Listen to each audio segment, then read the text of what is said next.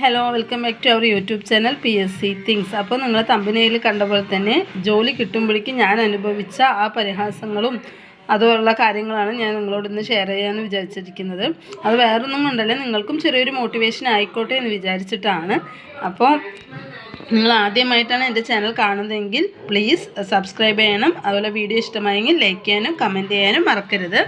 അപ്പോൾ എന്താണെന്നറിയോ, ഞാൻ കുറേ വർഷങ്ങളായാലും പഠിക്കാൻ തുടങ്ങിയിട്ട് എല്ലാവരുടെയും കണ്ണിൽ അങ്ങനെയാണല്ലോ. നമ്മൾ 2015 ആ ഒരു സമയത്തൊക്കെ ജോയിൻ ചെയ്തു, ജോലി കിട്ടിയത് 2025. അപ്പോൾ 10 വർഷമൊക്കെ ആണ്. അപ്പോൾ കളിയാക്കുന്നവർക്ക് പ്രത്യേകിച്ച് നമ്മളൊന്നും പറഞ്ഞു കൊടുക്കേണ്ട കാര്യമില്ല. കാരണം നമ്മൾ കൂടുതലായിട്ട് അറിയുന്നത് നമ്മുടെ വീട്ടുകാർക്കും നമ്മുടെ സ്വന്തക്കാർക്കും, അപ്പോൾ അങ്ങനെ നമ്മുടെ ഫ്രണ്ട്സിനും അങ്ങനെ എല്ലാവരും. പക്ഷേ വീട്ടിൽ നിന്ന് തന്നെ നമുക്കൊരു കളിയാക്കൽ കേൾക്കാതെ പറയുമ്പോൾ അതിപ്പോൾ നമുക്ക് ഭയങ്കരമായിട്ട് ഫീൽ ചെയ്യുന്നൊരു കാര്യമാണ്. അപ്പോൾ അതുപോലെ എന്നെയും പറഞ്ഞിട്ടുണ്ടായിരുന്നു. ആദ്യം എനിക്ക് ആദ്യമൊന്നും എന്നെ ഒന്നും പറഞ്ഞിട്ടുണ്ടായിരുന്നില്ല, കാരണം പഠിക്കുന്നുണ്ടല്ലോ ആ ഒരു ലെവലുണ്ടായിരുന്നു. പിന്നെ കുറച്ചായി നമുക്ക് ജോലി കിട്ടാതാകുമ്പോൾ ഓട്ടോമാറ്റിക്കലി അവർ നമ്മളെ പറയും. അതിൽ നമുക്ക് വിഷമിച്ചിട്ടൊന്നും കാര്യമില്ല. അപ്പോൾ എന്നെക്കൊണ്ട് പറഞ്ഞിട്ടുണ്ടായിരുന്നു, നിനക്കിതൊന്നും പറ്റില്ല, നീ വല്ല പെട്രോൾ പമ്പിലൊക്കെ ജോലിക്ക് പോയിക്കോ, അവിടെ ആകുമ്പോൾ എന്തായാലും 10-15,000 രൂപ സാലറി കിട്ടും, അതാണ് നിനക്ക് ഏറ്റവും നല്ലത്. അല്ലെങ്കിൽ അപ്പോൾ ഞാൻ പറഞ്ഞു, ഇല്ല, എന്തായാലും ഞാൻ പെട്രോൾ പമ്പിൽ പോവില്ല, എനിക്കിഷ്ടമല്ല. കാരണം അതൊരു ജോലി കുറച്ചിലായി കണ്ടത് കൊണ്ടല്ല, പക്ഷെ എനിക്കെന്തോ അത് ഇഷ്ടമല്ല, അപ്പോൾ അതുകൊണ്ട് ഞാൻ പോകുന്നില്ല എന്നാണ് ഞാൻ തിരിച്ചു കൊടുത്ത മറുപടി. അപ്പോഴും എൻ്റെ മനസ്സിലുണ്ടായിരുന്നു, എനിക്ക് എന്തായാലും ഒരു ജോലി വാങ്ങിക്കണം. എന്നെ ഈ കളിയാക്കിക്കൊണ്ടിരിക്കുന്നവരുടെ ഇടയിൽ നിന്ന് അത് ഞാൻ അങ്ങനെയല്ല എന്ന് കാണിച്ചു കൊടുക്കണം. ഞാൻ പഠിക്കുന്നത് ആത്മാർത്ഥമായിട്ടാണ്. അപ്പോൾ എന്തായാലും ഒരു ജോലി കിട്ടി കാണിച്ചു കൊടുക്കണം, എനിക്ക് അങ്ങനെ ഉണ്ടായിരുന്നു. അത് കഴിഞ്ഞപ്പോൾ പിന്നെ കുറേ പറഞ്ഞു, എപ്പോഴും ഈ ഒരു കാര്യമാണ്, എന്ത് പറഞ്ഞാലും പെട്രോൾ പമ്പിൽ പോയിക്കോ. പിന്നെ വീട്ടിൽ നിന്നും കുറേ ആകുമ്പോൾ നമ്മുടെ സാമ്പത്തികമായിട്ട് നമ്മുടെ സ്ഥിതിയൊക്കെ ഭയങ്കര മോശമാണ്. അപ്പോൾ എൻ്റെ വീട്ടിൽ നിന്നും പറഞ്ഞു, നീ ഇനി ഇത് നോക്കണ്ട, എന്തായാലും വല്ല പ്രൈവറ്റ് ജോലിക്കും പോയിക്കോ. അപ്പോഴാണ് ഞങ്ങളുടെ ഇവിടെ ഒരു കല്യാൺ ഹൈപ്പർ മാർക്കറ്റ് വരുന്നത്. അപ്പോൾ ഞാൻ അതിന് വേണ്ടിയിട്ടും അപ്ലൈ ചെയ്യാം, കാരണം അതിൽ എന്തായാലും ഇനിയിപ്പോൾ ഇതിന് നോക്കിയിട്ട് കാര്യമില്ല. അപ്പോൾ അന്ന് പറഞ്ഞ് ഞാൻ അങ്ങനെ നിന്നു. അപ്പോഴും ഹസ്ബൻഡ് പറഞ്ഞു, വേണ്ട, അതിൽ പോവണ്ട. പക്ഷെ ആൾക്ക് എനിക്ക് കിട്ടില്ലേ എന്നുള്ളൊരു ഡൗട്ട് ഉണ്ട്. കിട്ടുന്നു. അപ്പോൾ എന്നെക്കൊണ്ട് പിന്നെ ലാസ്റ്റ് നിമിഷത്തിലേക്കാണ് കുറേ എന്നെ കളിയാക്കി, നിനക്ക് 2 വർഷം ഞാൻ സമയം തരുള്ളൂ, അതിൻ്റെ ഉള്ളിൽ നീ ജോലി വാങ്ങിച്ച് കാണിച്ചു തരണം, അല്ലെങ്കിൽ പിന്നെ നീ പഠിക്കാനോ ഒന്നിനും പോകണ്ട, അങ്ങനെയൊക്കെ പറഞ്ഞു. പിന്നെ അത് കഴിഞ്ഞപ്പോൾ പിന്നെ ലാസ്റ്റ് നിമിഷത്തിൽ എൻ്റെ ഒരു ആറ്റിറ്റ്യൂഡും എനിക്കും ശരിയല്ല. കാരണം എനിക്ക് ഭയങ്കരമായിട്ടൊരു സങ്കടവും അതൊക്കെ അനുഭവിച്ചിട്ട് കാരണം ലാസ്റ്റ് ആകുമ്പോൾ നമ്മുടെ ലിസ്റ്റും കഴിയാറായി, നമുക്ക് ജോലി കിട്ടുമോ കിട്ടില്ലേ, അങ്ങനെ ഒരു ലെവലിൽ നമ്മൾ നിന്നിട്ടുണ്ടായിരുന്ന ഒരു സമയമായിരുന്നു.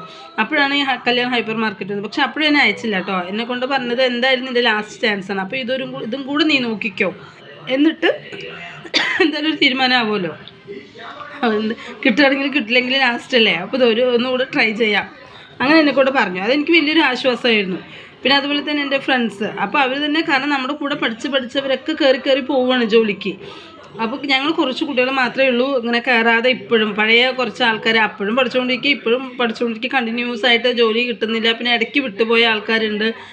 അപ്പം ഫ്രണ്ട്സിൻ്റെ നിന്നും അങ്ങനെ കേൾക്കാൻ തുടങ്ങി. കാരണം അവരൊക്കെ പഠിക്കുമ്പോൾ, ചേച്ചി പഠിക്കാൻ തുടങ്ങിയതല്ലേ, അവരൊക്കെ ജോലിക്ക് കയറിപ്പോയിട്ട് ഇപ്പോൾ എത്രയായി, ചേച്ചിക്ക് കിട്ടിയിട്ടില്ലല്ലോ, അങ്ങനെ അവരിൽ നിന്നും ചില ആൾക്കാർ, എല്ലാവരും ഞാൻ പറയുന്നില്ല. അപ്പോൾ അതും നമുക്ക് മാനസികമായിട്ടൊരു വിഷമമുണ്ടായൊരു സംഭവമാണ്.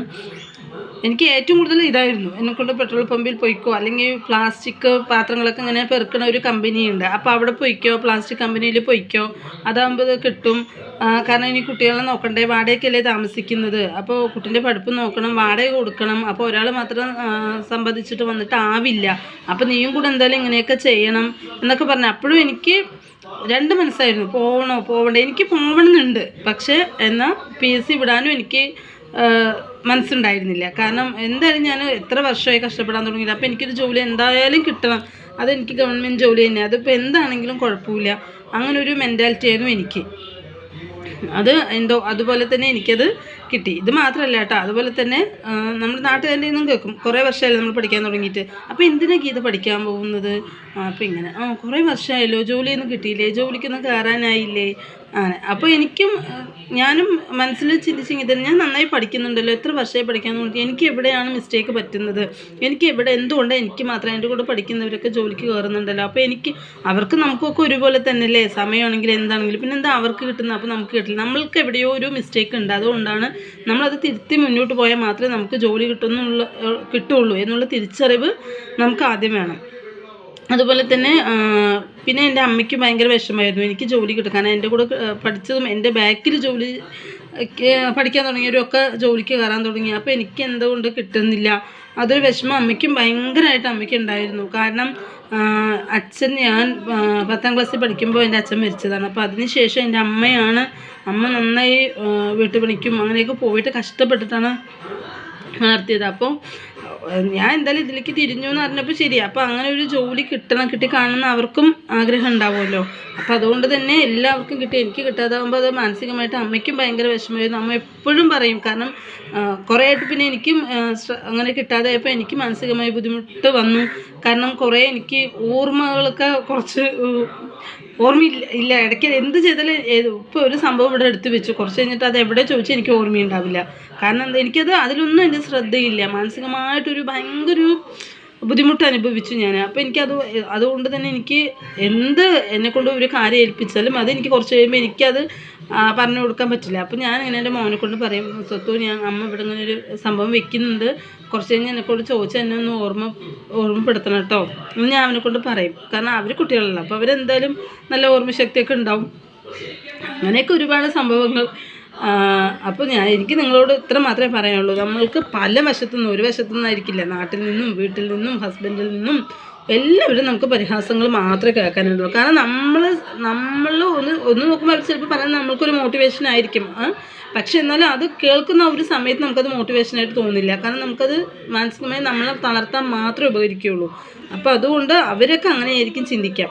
നമ്മളൊരിക്കലും അതിലൊന്നും തളർന്നു പോകരുത്. നമ്മൾ തീയിൽ കുരുത്തതാണ്, നമ്മൾ വെയിലത്ത് ഒരിക്കലും വാടിപ്പോവരുത്. അതിന് നമ്മൾ അനുവദിക്കുകയും ചെയ്യരുത്. നമുക്ക് കിട്ടുന്ന സമയമെല്ലാം നമ്മൾ പഠിക്കണം, അതിനുവേണ്ടി ഉപയോഗിക്കണം.